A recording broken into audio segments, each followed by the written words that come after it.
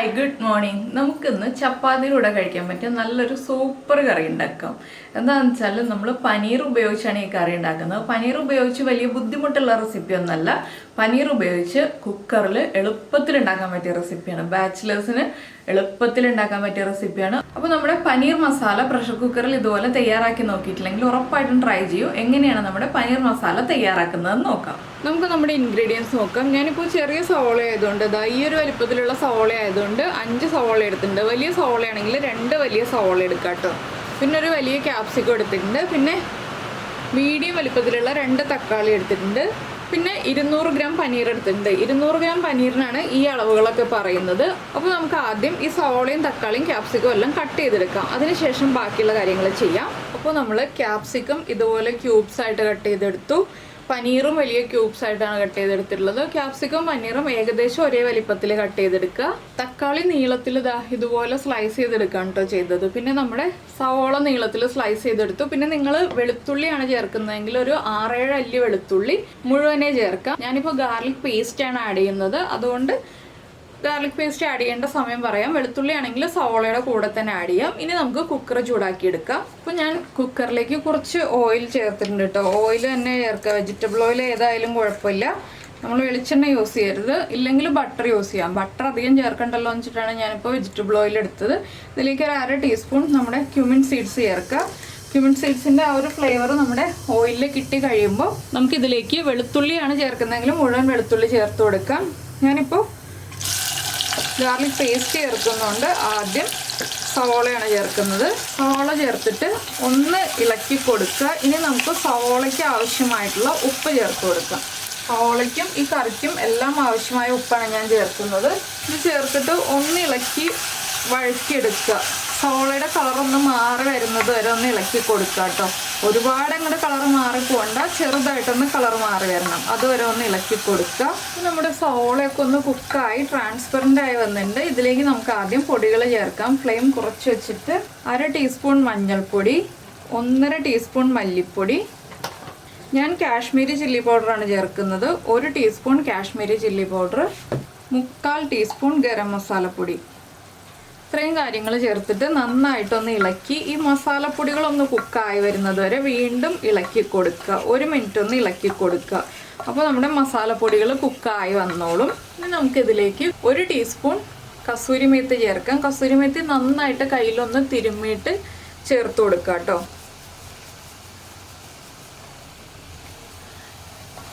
കസൂരി മേത്തിയും കൂടി ചേർത്തിട്ട് നമുക്ക് ഉടനെ തന്നെ നമ്മൾ കട്ട് ചെയ്ത് വെച്ചിരിക്കുന്ന തക്കാളി ചേർത്ത് കൊടുക്കാം. തക്കാളിയും ചേർത്ത് നന്നായിട്ടൊന്ന് ഇളക്കി മിക്സ് ചെയ്യുക. തക്കാളിയൊന്നും കുക്കാവാൻ വേണ്ടി വെയിറ്റ് ചെയ്യേണ്ട ആവശ്യമില്ല. ഇനി നമുക്കിതിലേക്ക് എത്ര ഗ്രേവി വേണം എന്നുള്ളതനുസരിച്ച് വെള്ളം ചേർക്കാം. ഞാനിപ്പോൾ ഒരു 1/2 കപ്പ് വെള്ളം ചേർത്തിട്ട് കുക്ക് ചെയ്യാൻ പോവാണ്. പിന്നീട് നമ്മൾ വെള്ളം ചേർക്കും, അത് ചൂടുവെള്ളമാണ്. ഇപ്പോൾ നോർമൽ വാട്ടറാണ് ചേർക്കുന്നത്. ഈ ഒരു മസാല കുക്കാവാൻ ആവശ്യമായ വെള്ളം മാത്രം ഇപ്പോൾ ചേർക്കുക. ഇനി ഞാൻ 4 വിസിൽ വരുന്നത് വരെയാണ് ഇത് കുക്ക് ചെയ്യാൻ പോകുന്നത്. നന്നായിട്ട് കുക്കായി വരണം. അതിന് 4 വിസിൽ വരുന്നത് വരെ ഒന്ന് കുക്ക് ചെയ്തെടുക്കാൻ പോവാണ്. നമ്മളിപ്പോൾ മസാല കുക്ക് ചെയ്യാൻ വെച്ച സമയത്ത് തന്നെ നമ്മുടെ പനീർ ഒന്ന് ഷാലോ ഫ്രൈ ചെയ്തെടുക്കാം. ഇത് നിങ്ങൾക്ക് ബട്ടറിലും ചെയ്യാം, ഓയിലും ചെയ്യാം. ഞാൻ ഓയിലാണ് കേട്ടോ ചെയ്യുന്നത്. ഇനി പനീറിൻ്റെ എല്ലാ സൈഡും ലൈറ്റായിട്ടൊന്ന് കുക്കായി വരട്ടെ. അപ്പോൾ നമ്മുടെ പനീറെല്ലാം ഷാലോ ഫ്രൈ ചെയ്ത് മാറ്റി അതേ പാനിലേക്ക് തന്നെ ക്യാപ്സിക്കവും കൂടി ഒന്ന് ഇട്ട് കൊടുക്കുകയാണ്. ഇനി നമുക്ക് നമ്മുടെ ക്യാപ്സിക്കവും കൂടി ഒന്ന് ഷാലോ ഫ്രൈ ചെയ്തിട്ട് മാറ്റി വയ്ക്കാം. സെയിം ഓയിലിൽ തന്നെ ഫ്രൈ ചെയ്താൽ മതി. അപ്പോൾ എന്താണെന്ന് വെച്ചാൽ നമ്മൾ പനീറിനും ക്യാപ്സിക്കത്തിനും ഉള്ള ഓയിൽ ആദ്യമേ തന്നെ ഒഴിച്ചു കൊടുക്കുക. അപ്പോൾ നമ്മുടെ ക്യാപ്സിക്കം ഇത്രയും കുക്കായിട്ടുണ്ട്. ഇതുപോലെ വൈറ്റ് കളർ വന്ന് ക്യാപ്സിക്കത്തിൻ്റെ സ്കിന്നൊക്കെ ഒന്ന് ചുരുങ്ങി തുടങ്ങുമ്പോൾ നമുക്ക് ഫ്ലെയിം ഓഫ് ചെയ്തിട്ട് ക്യാപ്സിക്കം മാറ്റി വയ്ക്കാം. ഇത്രയും മതി. ഇതേ പാനിൽ വെക്കരുത് കേട്ടോ, നമ്മൾ വേറെ പ്ലേറ്റിലേക്ക് മാറ്റി വെക്കണം. അപ്പോൾ നമ്മുടെ സവോളയും തക്കാളിയൊക്കെ കുക്കായി വന്നിട്ടുണ്ട്. ഞാൻ കുക്കർ തുറന്നു കേട്ടോ. അപ്പോൾ ഇനി നമുക്കിതൊന്ന് ഉടച്ചെടുക്കാം. നന്നായിട്ടൊന്ന് ഉടച്ചെടുക്കുക. ചെറിയ പീസുകളുണ്ടെങ്കിലും കുഴപ്പമില്ല, എന്നാലും ഒരുവിധം ഒന്ന് ഉടച്ചെടുക്കുക. ഇനി ഉടച്ചു കഴിഞ്ഞിട്ട് വേണം നമുക്ക് ബാക്കിയുള്ള കാര്യങ്ങൾ ചേർക്കാൻ. അപ്പോൾ ആദ്യം ഇതിലേക്ക് 1 ടീസ്പൂൺ ഗാർലിക് പേസ്റ്റ് ചേർക്കാം. ആദ്യമേ ചേർക്കേണ്ട, നമ്മൾ ഈ ഒരു സ്റ്റേജ് ആകുമ്പോഴാണ് ഗാർലിക് പേസ്റ്റ് ആഡ് ചെയ്യുന്നത്. ഗാർലിക് പേസ്റ്റ് ആണെങ്കിൽ മാത്രം കേട്ടോ, ഇല്ലെങ്കിൽ നമ്മൾ വെളുത്തുള്ളി ആണെങ്കിൽ ആദ്യമേ ചേർത്തിട്ടുണ്ടാവുമല്ലോ. ഗാർലിക് പേസ്റ്റ് ചേർത്ത് ഒന്ന് ഇളക്കി കൊടുത്തിട്ട് നമുക്ക് സവോളയൊക്കെ ഒന്ന് ഉടച്ചെടുക്കാം. ഇത് കണ്ടോ നമ്മുടെ ഗ്രേവി ഒന്ന് ഉടച്ചെടുത്തിട്ടുണ്ട്. നന്നായിട്ട് ഉടച്ചിട്ടില്ല, ചെറുതായിട്ടൊന്ന് ഉടച്ചെടുത്തിട്ടുണ്ട്. ഇതിലേക്ക് നമുക്കിനി 2 പിഞ്ച് പഞ്ചസാര ചേർക്കാം. 2 പിഞ്ചിൽ കൂടണ്ട, പഞ്ചസാര ചേർത്തിട്ട് ഒന്ന് ഇളക്കുക. പിന്നെ ഞാൻ ചേർക്കാൻ പോകുന്നത് 1/4 ടീസ്പൂൺ നമ്മുടെ നല്ല ജീരകം ഉണ്ടല്ലോ, ക്യൂമിൻ സീഡ്സ്, അത് പൊടിച്ചതാണ്. നമ്മൾ ആദ്യം ജീരകം വറവിട്ടിട്ടുണ്ട്, എങ്കിലും 1/4 ടീസ്പൂൺ ജീരകപ്പൊടിയും കൂടി ചേർക്കുക. അപ്പോൾ നിങ്ങളുടെ ഗ്രേവി തിക്കായിട്ടാണ് വരുന്നതെന്നുണ്ടെങ്കിൽ ഒരു 1/4 കപ്പ് ചൂടുവെള്ളം ചേർത്ത് കൊടുക്കുക കേട്ടോ. ആ വെള്ളമൊക്കെ ചേർത്ത് ഗ്രേവി കറക്റ്റ് ആക്കിയിട്ട് വേണം നമ്മൾ വഴറ്റി വെച്ചിരിക്കുന്ന പനീറും ക്യാപ്സിക്കവും ചേർക്കാനായിട്ട്. അപ്പോൾ ഞാൻ ഇത്തിരി വെള്ളം ചേർക്കുന്നുണ്ട്.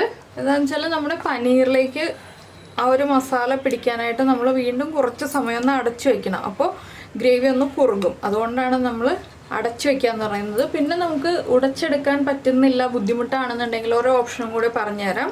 ഒരു 1/4 ഭാഗം ഗ്രേവി എടുത്ത് ചൂട് മാറി കഴിയുമ്പോൾ മിക്സിയിൽ ഒന്ന് അടിച്ചെടുക്കുക. 1/4 ഭാഗം മാത്രം, ബാക്കി 1/4 ഭാഗം അതുപോലെ തന്നെ കുക്കറിൽ ഉണ്ടാവണം. അപ്പോൾ എന്താണെന്ന് വെച്ചാൽ നമുക്ക് കുറച്ച് ഗ്രേവി കടിക്കാൻ ആ ഒരു തക്കാളിയും സവാളയൊക്കെ കിട്ടും. ഇനി നമുക്കിതിലേക്ക് വഴറ്റി വെച്ചിരിക്കുന്ന ക്യാപ്സിക്കവും പനീറും കൂടി ചേർത്ത് കൊടുക്കാം. ദാ ഈ ഒരു കളറിലാണ് ഞാൻ പനീർ ഫ്രൈ ചെയ്ത് വെച്ചിരിക്കുന്നത്.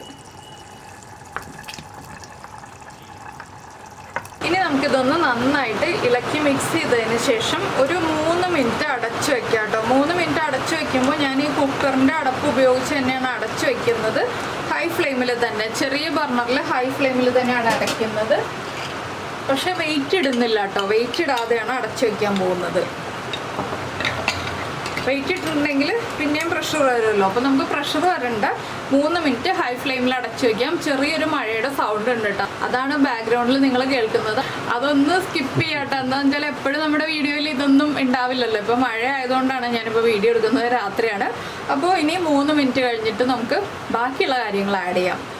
വലിയ ബർണറിൽ വെക്കരുത്, ചെറിയ ബർണറിൽ തന്നെ വെക്കാം. അപ്പോൾ നമ്മുടെ കറി നമ്മൾ അടച്ചു വെച്ചിട്ട് ഒരു 3 മിനിറ്റ് ആയി. ഇനി നമുക്ക് തുറക്കാം. ഫ്ലെയിം ഓഫ് ചെയ്തു. നന്നായിട്ട് തിളച്ച് എണ്ണയൊക്കെ തെളിഞ്ഞ് വന്നിട്ടുണ്ട്. ഇനി ഇതിലേക്ക് കുറച്ച് മല്ലിയില കട്ട് ചെയ്ത് ചേർത്ത് കൊടുക്കാം.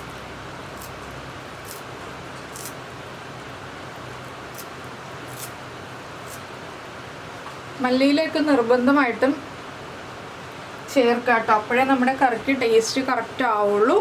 ഇനി നമുക്കിത് അനക്കാതെ ഇതുപോലെ തന്നെ എടുത്ത് വയ്ക്കാം. നമ്മൾ ചപ്പാത്തിയുടെ കൂടെയാണോ പൊറോട്ടയുടെ കൂടെയാണോ എന്തിൻ്റെ കൂടെയാണോ സെർവ് ചെയ്യുന്നത്, അപ്പോൾ ഒന്ന് ചൂട് കുറഞ്ഞിട്ട് നമുക്ക് സെർവ് ചെയ്യാം. ഞാൻ ചപ്പാത്തിയുടെ കൂടെയാണ് കേട്ടോ സെർവ് ചെയ്യുന്നത്. അപ്പോൾ ചപ്പാത്തിയൊക്കെ ഉണ്ടാക്കി കഴിഞ്ഞിട്ട് നമുക്ക് സെർവ് ചെയ്യാം. ലാസ്റ്റായിട്ട് ഞാൻ കുറച്ച് കസൂരി മേത്തിയും കൂടി ഒന്ന് ഇട്ട് കൊടുക്കുന്നുണ്ട്.